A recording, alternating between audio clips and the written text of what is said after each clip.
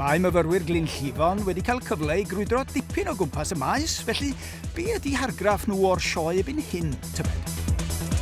Mae'r seis y tractors erachas around Sir Fôn. Di tractors mond yn mynd rownd i ryw 200 hosbog. Wedyn, mae'r hon, fel ydych chi'n gweld, yn dibynnu 340. So, mae'n agoriau lliwgar go iawn.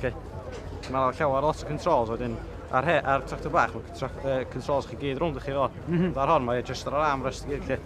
Wedyn, sawn i gwaith tractor fel mewn hanner awr. Mewn ffordd, wyt ti yn gweld bod hwn yn mynd i arbed amser? O, yndi. A mae tractors fawr, maen nhw'n dod fyny rhyw bethau newydd bod y technoleg bod wedi safio petrol. So mae fwy... safio diesel ydyn. Mae fwy economeg hefyd ydy. Tiwtor y myfyrwyr ydy Gareth Owen. Beth mae o'n deimlo ydy gwerth ymweliad fel hyn iddyn nhw? Mae'n sioe go lew i ochr peirianneg wrth gwrs, o'n rhywun â peiriannau sydd yma fwyaf.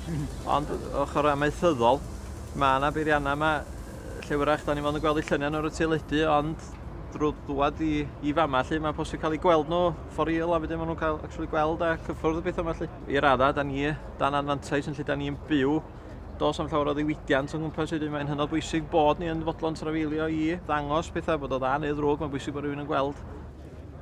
Un o gyn-fyfyrwyr Glynllifon ydy Arthur Thomas, sy'n bellach yn beiriannydd llwyddiannus gyda chwmni mawr tractorau. Wel, os da chi eisiau gweld bob dim efo'i gilydd mewn un man, sgynna chi'n llawer o ddewis ma'n o'n llefydd gorau i ddod. Ac ydy'r diweddara i gyd yma, os ti'n dweud, o ran peiriannau? Swn i ddweud yndi. Mae bob cwmni'n dod yma fan hyn, maen nhw fel arfer yn launchio products newydd a falle, so mae bob dim yma. Mae'r sioe yma'n un o'r ychydig sydd yn dal i dyfu a datblygu, a mae disgwyl hyd at 20,000 o ymwelwyr yma dros y 2 ddiwrnod. Wel, Iorwedd, mae'n braf gweld rhywun o Gymru yma ac yn lleol i fi fyd. Ers pryd ych chi wedi bod yn dod i'r sioe arbennig yma? O, da ni'n dod ers rhyw 80 mlynedd, mae'n siŵr.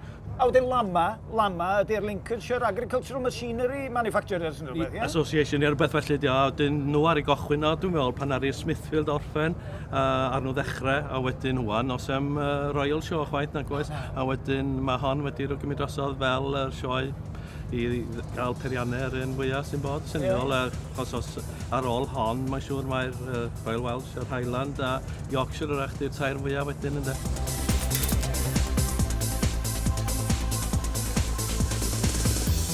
Wydwch chi beth, dwi erioed i bod mewn tractor 5 gris o blaen, ond mi ddeda hyn wrthych chi, mi eithaf trwy gad 10 troedfedd, syndod.